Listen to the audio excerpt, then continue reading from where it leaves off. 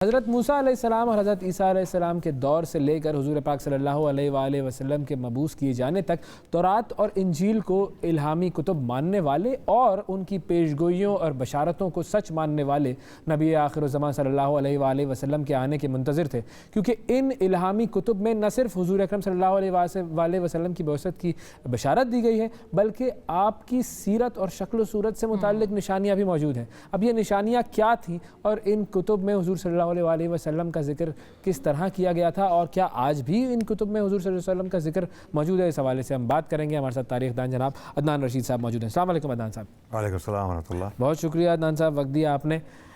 ہم بہت مرتبہ یہ ساری چیزیں سنتے تو ہیں کہ بہت ساری ایسی الہامی کتب ہیں جس میں حضور صلی اللہ علیہ وآلہ وسلم کا ذکر تھا، تو اگر ہمارے سامنے آپ ایک ایک کتاب کو لے کر چلیں اور بتائیں کہ وہ ذکر کہاں کہاں تھا، کیا کیا تھا اور آج ہے یا نہیں، تو پھر ذرا معاملہ زیادہ آسانی سے سمجھ میں آئے گا۔ بسم اللہ الرحمن الرحیم۔ بہت شکریہ آپ کا مجھے بلانے کا۔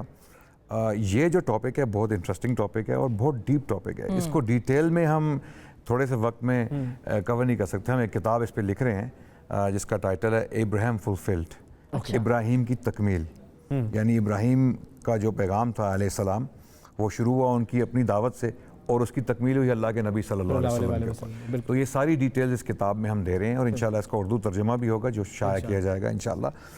تو جو تھوڑی بہت چیزیں ہیں وہ ہم آپ کے ساتھ شیئر کریں گے انشاءاللہ۔ سب سے پہلے تو یہ دیکھنا ہے کہ اللہ کے نبی صلی اللہ علیہ وسلم کی آمد، ان کی بعثت کیا ایک دنیا کے لیے شوق تھا، ایک سرپرائز تھا، یا اس کے بارے میں پہلے بھی اللہ نے خبریں دی تھیں؟ ہم جب پچھلے صحیفے پڑھتے ہیں تو ڈائریکٹ اشارے ملتے ہیں، ڈائریکٹ اشارے یعنی براہ راست، کوئی اس میں صاف بالکل کلیئر ایکسپلیسٹ اشارے ملتے ہیں کہ عرب سے ایک نبی آئیں گے اور ان کی یہ کوالٹیز ہوں گی۔ اور یہ دونوں تورات میں بھی اور انجیل میں بھی دونوں جو ہے شواہد موجود ہیں۔ اس کا ذکر قرآن پاک میں بھی ہے۔ سورہ اعراف میں اللہ سبحانہ وتعالیٰ نے ذکر کیا آیت نمبر 157 میں، اعوذ باللہ من الشیطان الرجیم، یجدونہ مکتوبا عندہم فی التوراۃ والانجیل، کہ اللہ کے نبی کو یہ پاتے ہیں یہود و نصارہ اپنی کتابوں میں لکھا ہوا اپنے ساتھ، یعنی جو موجودہ کتابیں تھیں ان کی، حالانکہ تحریف ہو چکی ہے۔ اس کا اقرار تو یہود و نصارہ بھی کرتے ہیں، ان کے اسکالرز کرتے ہیں کہ ہماری کتابیں اپنی اصل حالت میں نہیں ہیں۔ اس کی وجہ موسیٰ علیہ السلام کون سی زبان بولتے تھے ابھی تک کسی کو نہیں پتا، کون سی زبان میں اللہ نے جو کلام نازل کیا تھا ان کے اوپر تورات، ابھی تو عبرانی زبان میں پائی جاتی ہے نا تورات، تو موسیٰ علیہ السلام کی زبان عبرانی نہیں تھی۔ اسی طرح عیسیٰ علیہ السلام کی زبان یونانی نہیں تھی، حضرت عیسیٰ علیہ السلام یونانی زبان نہیں بولتے، اس کی کوئی دلیل نہیں ہے تاریخ میں۔ تو اگر وہ کوئی زبان بولتے تھے وہ کون سی زبان تھی اور کس زبان میں وہ صحیفے نازل ہوئے؟ تو اسی لیے یہ یہود و نصارہ بھی مانتے ہیں کہ ہماری کتابیں اصل حالت میں نہیں ہیں، وہ تحریف شدہ ہیں، لیکن اس کے باوجود اتنے کلیئر اشارے ملتے ہیں ان کی کتب میں، ایک نبی کا ذکر ہے صلی اللہ علیہ وسلم جو آئیں گے مستقبل میں اور وہ یہ کام کریں گے۔ ہم ان اشاروں کی طرف چلتے ہیں۔ سب سے پہلے تو اللہ کے نبی صلی اللہ علیہ وسلم کے ساتھ جو غار حرا میں واقعہ ہوا، جو بخاری شریف میں کتاب الوحی جو سب سے پہلی کتاب ہے صحیح بخاری کی، اس میں واقعہ درج ہے کہ اللہ کے نبی صلی اللہ علیہ وسلم جبریل کا آنا اور سارا وہ جو بالکل وہ سارا جبریل کا آنا اور کہنا اقرأ باسم ربک الذی خلق، وہ قرآن کی پہلی 5 آیات جو نازل کی گئیں، اور اللہ کے نبی صلی اللہ علیہ وسلم شوق کی حالت میں وہ حضرت خدیجہ رضی اللہ عنہا کے پاس گئے اور کہا زملونی لقد خشیت علی نفسی، مجھے اپنی زندگی کے بارے میں خوف ہے کہ یہ واقعہ جو میرے ساتھ ہوا مجھے سمجھ نہیں آ رہی کہ کیا تھا۔ اور پھر خدیجہ رضی اللہ عنہا اللہ کے نبی کو اپنے چچا زاد بھائی ورقہ بن نوفل کے پاس لے کے جاتی ہیں جو صحیفے پڑھ چکے تھے اور مکے میں مقیم تھے۔ تو انہوں نے جب یہ واقعہ سنا، انہوں نے بتایا بھتیجے مجھے بتائیے آپ کے ساتھ کیا ہوا ہے۔ اللہ کے نبی نے واقعہ بیان کیا اور اسی وقت ورقہ بن نوفل نے اعلان کر دیا کہ ھذا الناموس الذی نزل اللہ علی موسیٰ، کہ یہ وہی فرشتہ ہے جو موسیٰ علیہ السلام پر آیا تھا۔ اب اللہ کے نبی کو ابھی تک یہ جو ہے نا ادراک نہیں ہے، یہ علم نہیں ہے کہ یہ اس معاملے کا مطلب کیا ہے، اس پورے معاملے کا مطلب ورقہ بتا رہے ہیں کہ اس کا مطلب یہ ہے، اور پھر ساتھ یہ بھی خبر دے دی کہ کاش میں اس دن زندہ ہوں جس دن لوگ آپ کو نکال دیں گے۔ اللہ کے نبی وہ بھی سن کے حیران ہو گئے کہ مجھے کیوں نکالیں گے؟ پھر ورقہ نے بتایا کہ جو بھی یہ پیغام لے کے آیا نبی بن کے، اس کے لوگ اس کے دشمن ہو گئے۔ تو نبی صلی اللہ علیہ وسلم کے ساتھ یہ واقعہ ہوا، اور یہ ورقہ جو بات کر رہے تھے وہ کس اس کی سورس کیا ہے؟ اس کی سورس ہے عہد قدیم جو یہودیوں کی کتابیں ہیں اس میں ایک کتاب ہے اشیاء کے نام سے. اچھا. اشیاء الف شین یہ عین الف, اردو میں اس کو اشیاء پڑھا جائے گا, انگریزی زبان میں آئزایا, دا بک آف آئزایا. آئزایا ایک نبی تھے, ایک پروفٹ تھے بنو اسرائیل کے, جو تقریباً لگ بھگ 8ویں صدی قبل مسیح میں زندہ تھے. اچھا جی. اور بنو اسرائیل کے ان کی ایک کتاب ہے, آج بھی موجود ہے عہد قدیم میں, یہودیوں کی کتابوں بائبل میں موجود ہے.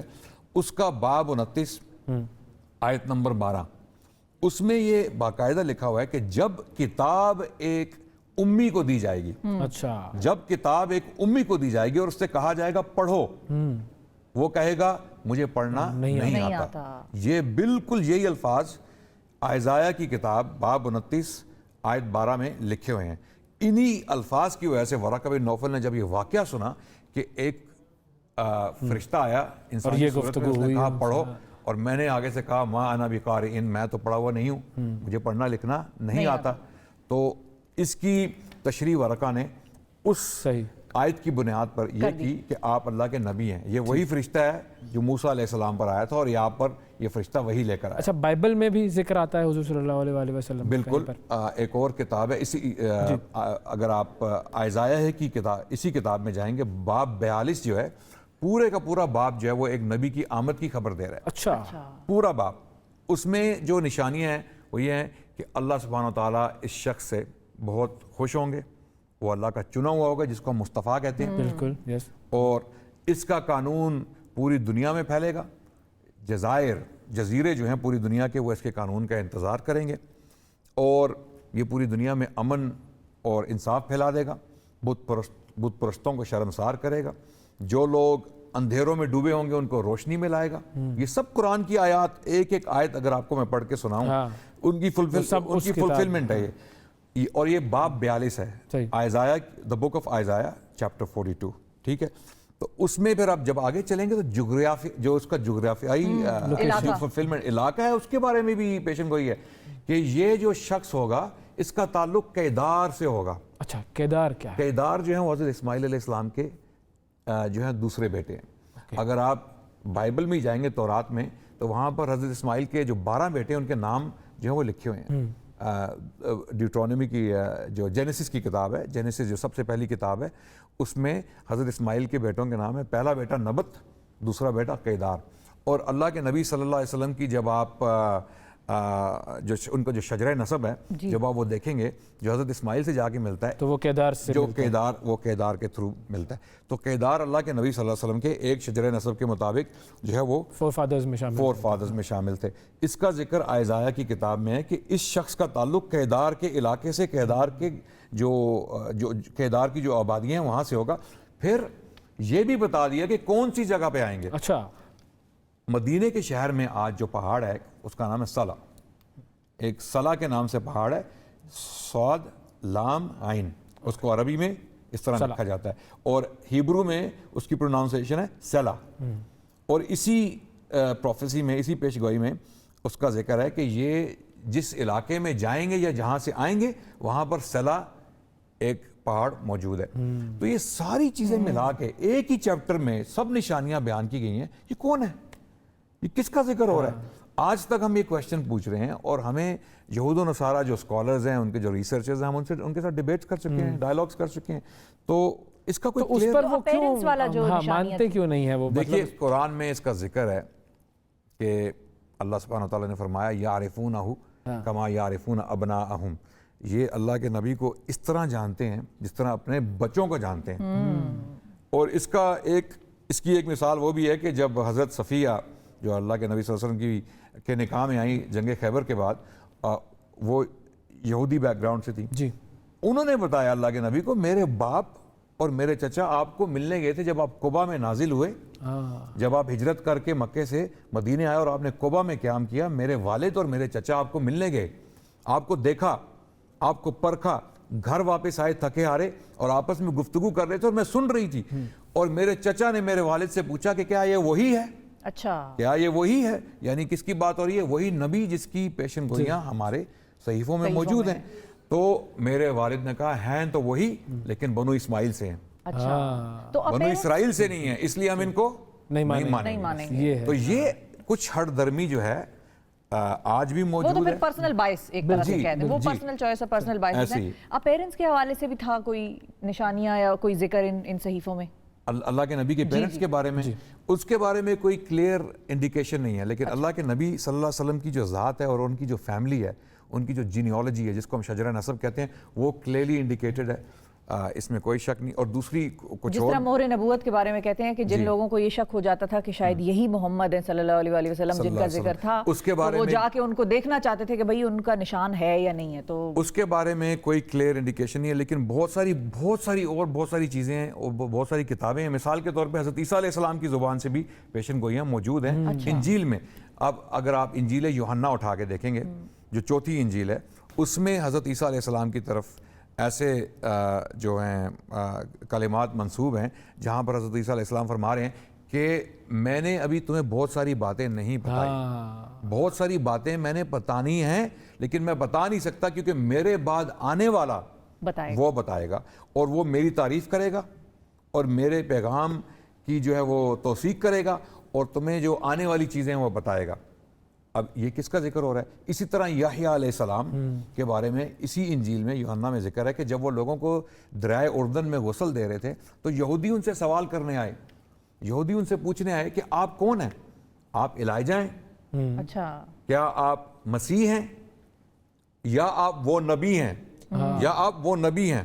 اب الائجہ ایک سیپریٹ پرسنالٹی ہے, مسیح ایک سیپریٹ پرسنالٹی ہے جو حضرت عیسیٰ علیہ السلام تھے. مسیح اس میں کوئی نہ مسیحی اس کا انکار کرتے ہیں نہ مسلمان انکار کرتے ہیں کہ مسیح حضرت عیسیٰ علیہ السلام تھے. دیٹ پروفٹ کون ہے جس کے بارے میں یہودیوں نے پوچھا کہ آر یو دیٹ پروفٹ, کہ آپ کیا وہ نبی ہیں؟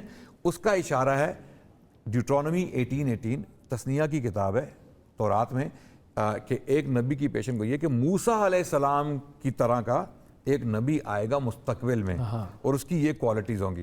تفصیلات بہت زیادہ ہیں جو شاید ہم بیان نہ کر سکیں. اس کے علاوہ ایک اور اسی کتاب میں ڈیوٹرونومی ایک اور جگہ جو ہے وہ 3 جگہوں کا ذکر ہے. ڈیوٹرونومی باب 33 آیت نمبر 2, اور اس میں بھی اللہ کے نبی کی نبوت کا ذکر ہے. مثال کے طور پہ سب سے پہلے یہاں پر جو اشارہ دیا گیا وہ یہ کہ اللہ کا پیغام آیا طور سینین سے, جو سائنائی کا پہاڑ ہے, اس کا اشارہ حضرت موسیٰ علیہ السلام کی ان کو جو رسالت ملی, جو پیغام ملا, جو قانون ملا, اس کی طرف اشارہ ہے. پھر یہ پیغام جو ہے اٹھا سائیر کے پہاڑ سے, سائیر کے پہاڑ جو ہے فلسطین میں, اور اس کا اشارہ حضرت عیسیٰ کی طرف ہے. اور پھر اس کی تکمیل ہوئی ماؤنٹ فاران یا پاران سے, جو بائبل میں الفاظ موجود ہیں. فاران کا علاقہ جو وادی فاران ہے وہ مکہ ہے. بالکل. اچھا, یہاں پر آپ کہہ سکتے ہیں کہ شاید یہ ایکسیڈنٹ ہے یا ایسی کوئی, اس کا ہمیں مطلب نہیں پتا, لیکن 3 لوکیشنز کلیئرلی انڈیکیٹڈ ہیں. سائنائی جو حضرت موسیٰ علیہ السلام کا واقعہ ہے, سائیر فلسطین کا پہاڑ حضرت عیسیٰ کے ساتھ منسوب ہے, اور فاران کی جو وادی ہے وہ عرب ہے. فاران کلیئرلی عرب ہے. ٹھیک ہو گیا. اب یہ 3 پرسنالٹیز ہیں, موسیٰ علیہ السلام, عیسیٰ علیہ السلام اور حضرت رسول اللہ صلی اللہ علیہ وسلم. اس کا ذکر مزے کی بات آپ کو بتاؤں کہ قرآن میں بھی ہے.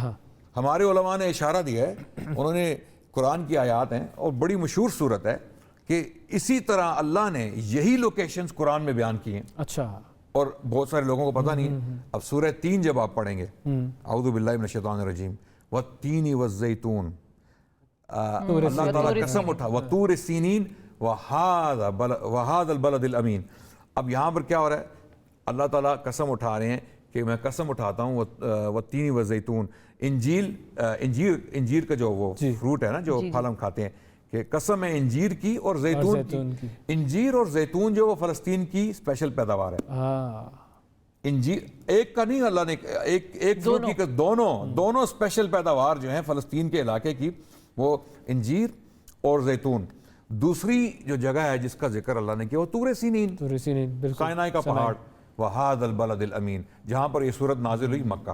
بالکل وہی 3 لوکیشنز جو ڈیوٹرونومی 33:2 میں مینشنڈ ہیں, اسی طرح ان 3 لوکیشنز کا ذکر قرآن میں موجود ہے.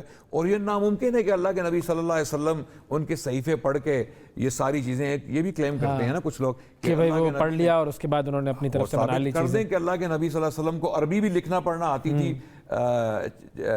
چاہے جائے کہ ان کو یونانی زبان آتی ہو یا عبرانی زبان آتی ہو یا ایرمیک زبان آتی ہو, تو اللہ کے نبی صلی اللہ علیہ وسلم کو ان زبانوں میں سے اللہ کے نبی صلی اللہ علیہ وسلم کا کبھی ایکسیس کتابوں میں نہیں ہوا. کتابیں اللہ کے نبی صلی اللہ علیہ وسلم نے نہیں پڑھی تھی, اور اس کا مقصد یہ تھا, اللہ نے قرآن میں بیان کر دیا, اس کا مقصد یہ تھا کہ یہ لوگ یہ نہ کہہ سکیں کہ آپ ہی نے یہ سب کچھ جو ہے لکھ دیا ہے, بنا دیا ہے. بالکل صحیح. تو یہ ایک بہت وسیع ٹاپک ہے, اس کے بارے میں گفتگو کرنا ایک چھوٹے سے سیشن میں ممکن نہیں ہے, لیکن الحمدللہ کچھ اشارے ہم نے دے دیے. ان اشاروں سے ہمیں ایک تو اس کی ڈیپتھ کا بھی اندازہ ہوا, اور دوسرا ایک چیز کا اور اندازہ ہوا کہ ان کی کتابوں میں بہت ساری چیزیں لکھی ہوئی ہیں جس کو وہ دیکھتے بھی ہیں, پڑھتے بھی ہیں اور پھر اگنور کر دیتے ہیں. اور ہماری بھی کتابوں میں بہت ساری چیزیں لکھی ہوئی ہیں, تعلیمات, جن کو ہم پڑھتے بھی ہیں, دیکھتے بھی ہیں اور اگنور کر دیتے ہیں بہت. تو یہ سبق بھی شاید ایسا ہے کہ جس پر ہمیں توجہ دینے کی ضرورت ہے. بہت شکریہ ادا کریں گے آپ کا.